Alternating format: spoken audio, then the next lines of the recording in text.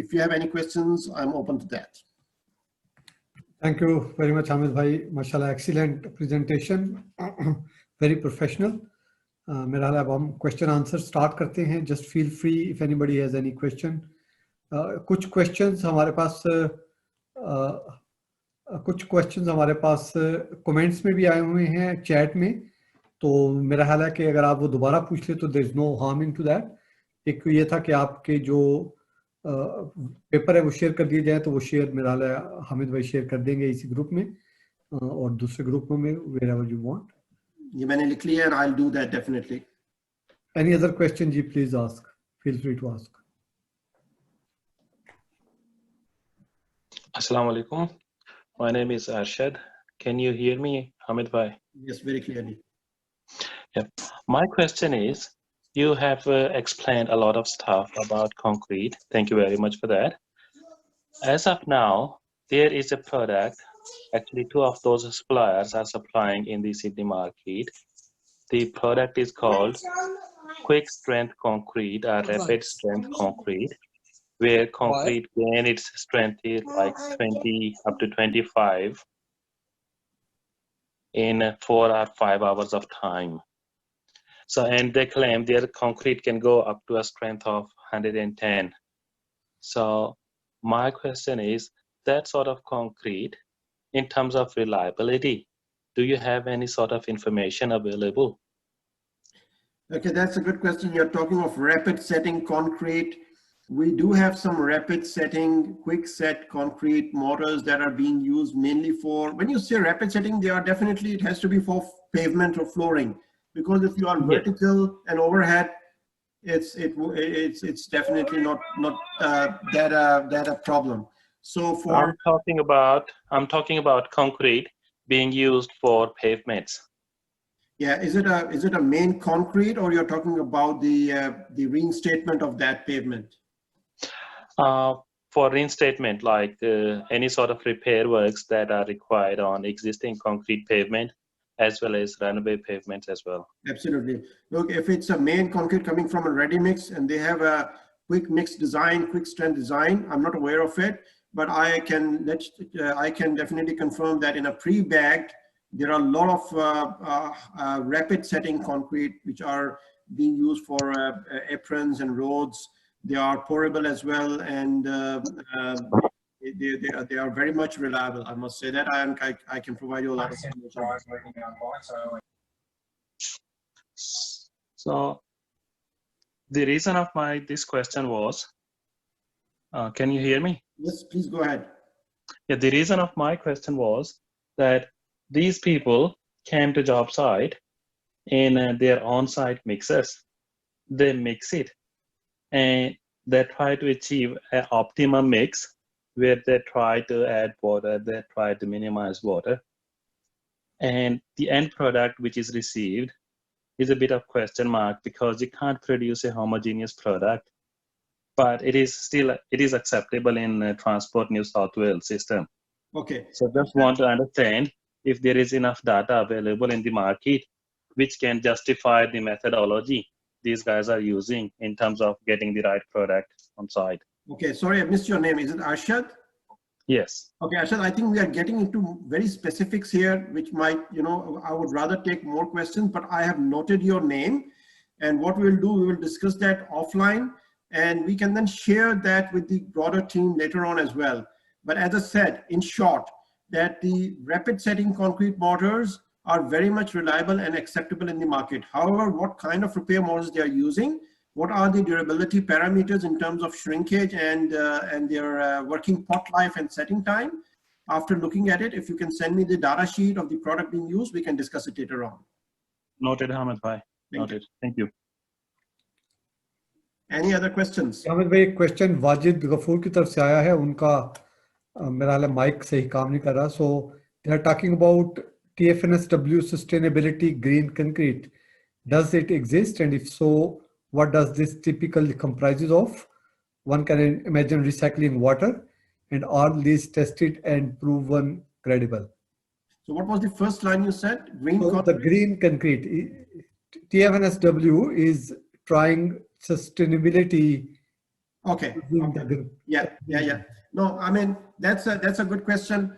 Transport for New South Wales concrete, if you see BAT specifications, they have massively introduced supplementary cementitious materials. And as said, they encourage 50% for class exposures, for different class exposures, and up to 65% for class C exposure, GGBS or blast furnace slag. That means this is green. That means this is sustainable. In addition to sustainable, it is also a prerequisite for durability. Now, if you talk about, and it reduces the carbon footprint because you are trying to reduce the cement content. It is a direct proportion to that, to sustainability as well. So this is one. So I agree with that. And that's why most of the repair motors in the market, including ours now, I can tell on our behalf, they are green and sustainable, and they meet Transport for New South Wales specifications of sustainability and green concrete. However, if you are talking and referring to geopolymer concrete, this has started in discussions. I've seen there are very few small projects that have been done, sample projects. And let's see in future, if it's geopolymer comes into picture, it will be complete green. You know, so it's all about reducing the carbon footprint. Hope I answered the question. Anybody else? Yeah, Assalamu alaikum, Hamid Bhai. Thank you very much for your time. I just have two very short questions, if you allow me. The first one is, like you mentioned about the repairing the concretes with those self-compacting concretes. So I want to ask, does this affect the strength of the concrete and the mechanical properties of the overall structure after the repairs, or it can get the proper strength for the concrete as it was designed for the first time? Zakaria, your name was Zakaria. Yes, sir. Very good question. Thank you. As I said, if you remember that particular slide that I've mentioned, compatibility. That's why it's very important to understand that the concrete is compatible with the host concrete in terms of coefficient of thermal expansion, modulus of elasticity, and strength as well. If your host concrete is 30 MPa, it's not good to use 70 MPa because of different stresses. So it is, as I said, and then in the same slide I've mentioned about long-term integrity. That means the bond strength of that repair mortar and the shrinkage is very important. If they are up to the standard, and I can run through you later on, offline later on, that what are the important parameters that are acceptable by different road authorities and asset owners, we will very easily reach and conclude that what kind of repair motors are acceptable. So yes, to answer short, there are repair materials that would straight away reinstate the structure to its integrity. All right, thank you. My second question is just like related to the green concrete. Is it the most of the damages you showed us in the picture, like they were due to the honeycombing? So do you think the fiber reinforcement is a good substitute instead of using rebars in the near future, or maybe now? So much is happening, and you'll see, I think in our age we will see definitely, but the only thing is about cost benefit analysis. So there are so many things that have been happening, but it's not, I haven't shown you everything as honeycombing. If you remember the last slides about cracks, there are a lot of cracks, and my my presentation is not only about new defects, it's also about aging problems and corrosion as well. Exactly. Honestly, if you remember my durability menu slide, you will notice that there are different options available. Even stainless steel is very expensive, you know, but it's not very common because of cost. So even self-compacting concrete, self-compacting concrete, and in Burj Khalifa type of project, they have used it for full structure, complete structure, even for the piling. Now, normally if you see for piling, they'll use a normal concrete, and then for the structures, different concrete. But if a structure for high design life, it depends on the designer, on the structural engineers, at which kind of concrete they want to use it, and what's the budget for that project. That's very important. Thank you so much. So nice of you. Welcome, Zakaria. And by the way, self-compacting concrete is polycarboxylate technology, we call it. Okay. So self-compacting concrete basically is just fluid. It's just like, you know, you need a very tight formwork. And when it is fluid, that means it will just encapsulate the rebars from everywhere, that means it will be bonding to the rebar so well that it would not allow any gap or void between the concrete and the steel for the corrosion to initiate. You got my point?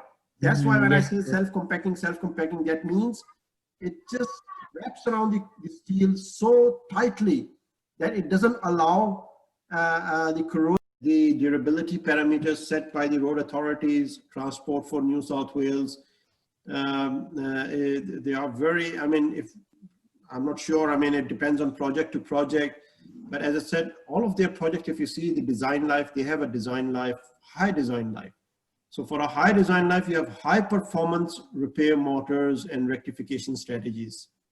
And that is not only a product, it's also the strategy of repair that maybe, Janani Bhai, we can do it in some other session of what are the process for a successful repair strategy. You know, how do you go through that? If there are some guys working at site, and it would be really good to take them through these process of application as well.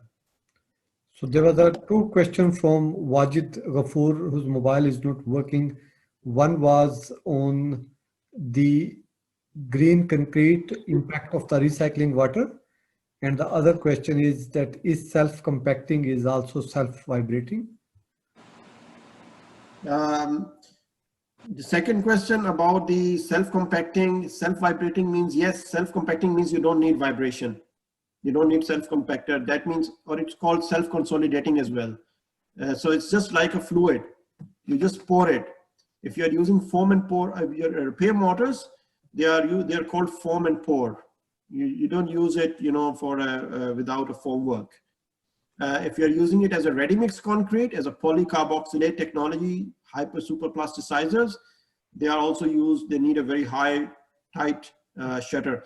This self-compacting or self-consolidating concrete concept has just started a few decades ago. And I think when I showed the first project in 2002, that was my first project when the concept of self-compacting concrete was just gaining momentum.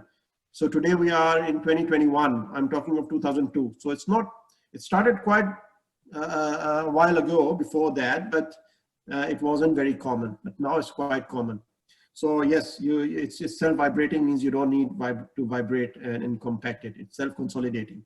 The first question, honestly, I didn't understand about green concrete and impact of recycle. Probably it could be answered by some concrete, relevant concrete persons, because I haven't gone through that. But it's a good question.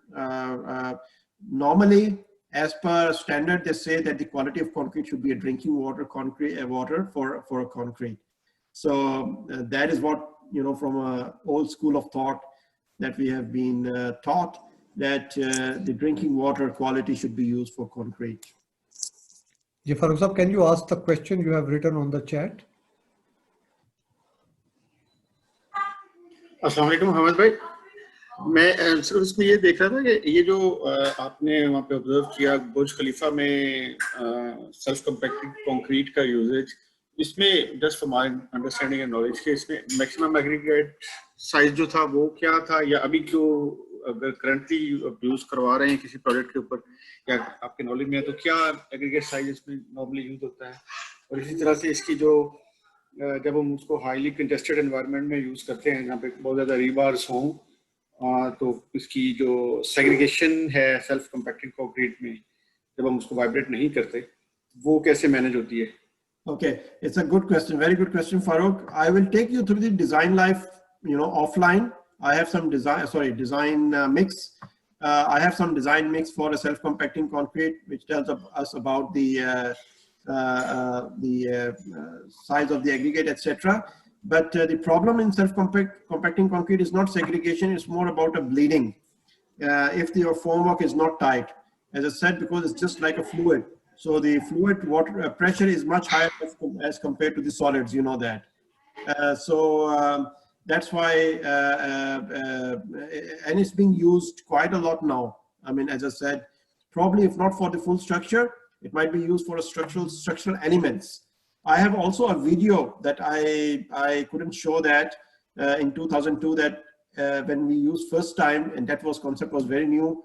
all the concreters are standing like this and they're watching how the concrete is flowing.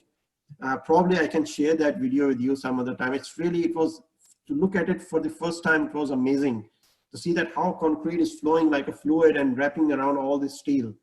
So if it is used properly, then there are no issues. But these type of specifications normally are drawn by engineers, by structural engineers, because there is a cost implication as well. Thank you so much, Amir bhai. Thank you for clarification. Thank you, Jalani bhai. Ji welcome भाई. Any other question जी? मगरिब का वक्त है, otherwise we wrap up करें. Yeah, I just said there are so many other topics involved within that concrete. So this is one of the topics that we discussed today. Probably we'll think about other topics of your interest. You give your feedback as well, that you are looking for corrosion or application at sites. What could go wrong? How could we do that? Injection process, water mitigation for leakages in basements and other areas, things like that. Crack injection. Let us know and we can then plan something in coming months. जी बहुत शुक्रिया. Is there any other question?